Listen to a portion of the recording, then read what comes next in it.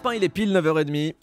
C'est l'heure du JDM, le journal des médias avec Fred Hafner. Et à la une ce matin, le regard cinglant de Guy Marchand sur la télé, une nouvelle chroniqueuse au grand journal de Canal+, et les mauvais chiffres des quotidiens nationaux.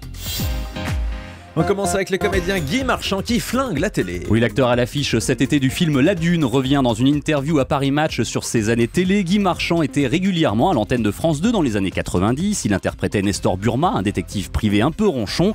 Il explique que la chaîne l'a viré à 4 reprises avant de le reprendre en faisant la gueule. Visiblement déçu de l'arrêt du feuilleton en 2003 après 42 épisodes. Guy Marchand a une remarque cinglante sur ce métier. La télé, c'est une grosse truie qui bouffe ses petits.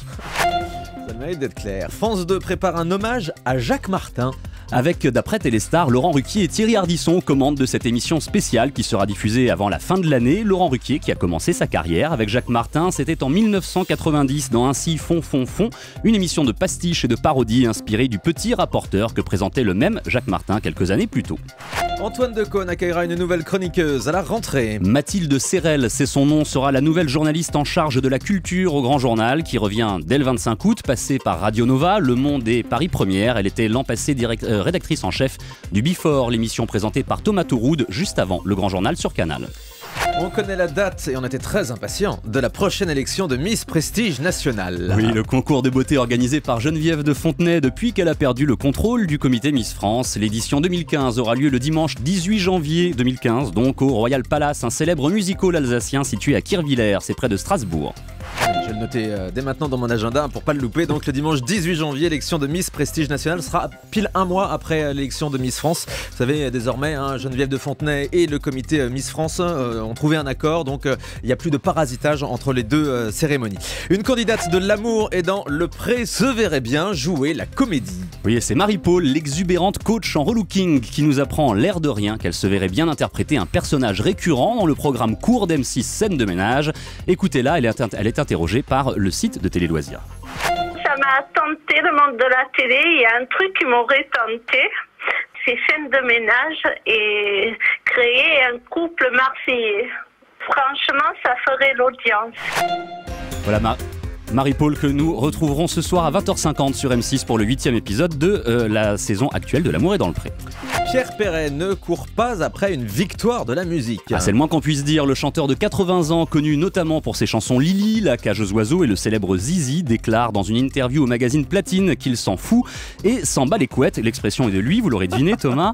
Honoré que des écoles portent son nom, Pierre Perret semble regretter qu'on n'ait jamais pensé à lui pour une victoire et précise à toutes fins utiles qu'il refuserait cette récompense si on la lui décernait. On reparle du fascinateur Mesmer qui serait bientôt de retour sur TF1. Oui, le célèbre hypnotiseur canadien serait d'après Télé 7 jours en discussion avec la Une pour réaliser 4 émissions par an. Le premier numéro de Star sous hypnose, présenté et produit par Arthur, avait rassemblé plus de 5 millions de téléspectateurs début juillet.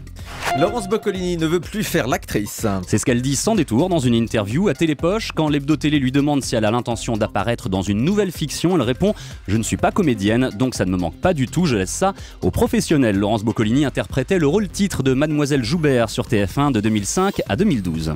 La presse quotidienne nationale se vend de plus en plus mal. Les chiffres de vente de vos quotidiens pour le premier semestre de l'année viennent d'être publiés et ils ne sont pas bons.